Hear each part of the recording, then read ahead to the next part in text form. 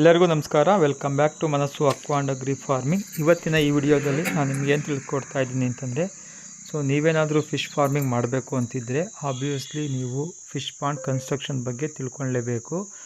ಇಲ್ಲಿ ನೋಡಿ, basic main initial step ಏನು ಅಂತಂದರೆ ಅರ್ತ್ ವರ್ಕ್. ಒಂದು ಫಿಶ್ ಪಾಂಡ್ ಮಾಡಲಿಕ್ಕೆ ಇಲ್ಲಿ ನಾವು ಕರೆಕ್ಟಾಗಿ ಅರ್ತ್ ವರ್ಕ್ ಅಂದರೆ ಭೂಮಿಯಿಂದ ಪಾಂಡ್ನ ಯಾವ ರೀತಿ ಕನ್ಸ್ಟ್ರಕ್ಷನ್ ಮಾಡ್ಕೊಬೇಕು ಅನ್ನೋದು ತಿಳ್ಕೊಂಡಿರಬೇಕು.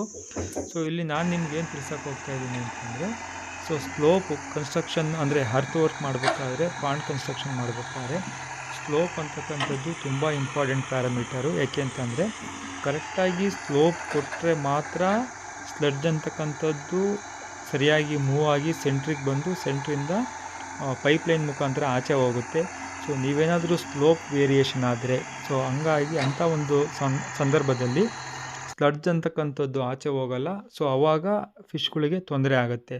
ಹಂಗಾಗಿ ನೀವು ಅರ್ತ್ ವರ್ಕ್ ಮಾಡಬೇಕಾದ್ರೆ ತುಂಬ ಕೇರ್ಫುಲ್ಲಾಗಿ, ತುಂಬ ನುರಿತ ವ್ಯಕ್ತಿ ಹತ್ರ ಈ ಒಂದು ಕೆಲಸ ಮಾಡಿಸಿದ್ರೆ ನಿಮ್ಮ ಪಾಂಡ್ ಅಂತಕ್ಕಂಥದ್ದು ತುಂಬ ಚೆನ್ನಾಗಿ ಬರುತ್ತೆ ಫಿನಿಶಿಂಗು.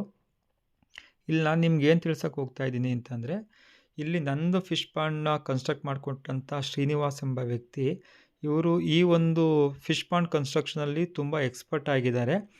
ಅವ್ರಿಗೇನಾದರೂ ನಾವು ಜಾಬ್ ಕೊಟ್ಟರೆ, ನೋಡಿ ಇಲ್ಲಿ ಫೋಟೋದಲ್ಲಿ ನೋಡ್ತಾ ಇದ್ದೀವಲ್ಲ, ಅವರೇ ಶ್ರೀನಿವಾಸು.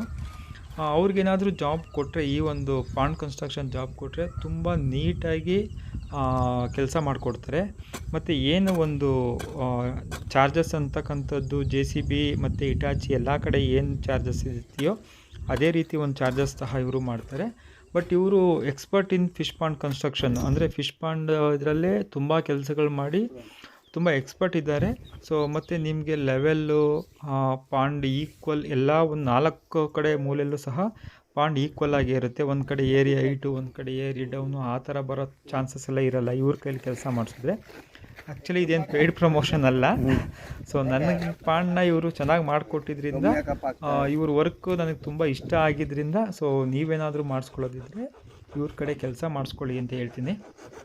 ಏಕೆಂದರೆ ಈ ವ್ಯಕ್ತಿ ಟೈಮಿಂಗ್ಸ್ ಎಲ್ಲಾಗಲಿ ಮತ್ತೊಂದು ಮೊಗದ್ರೊಂದಲ್ಲಿ ಏನೂ ಸುಳ್ಳು ಹೇಳಲ್ಲ. ಏಕೆ ನನಗದು ಅನುಭವಕ್ಕೆ ಬಂದಿದೆ.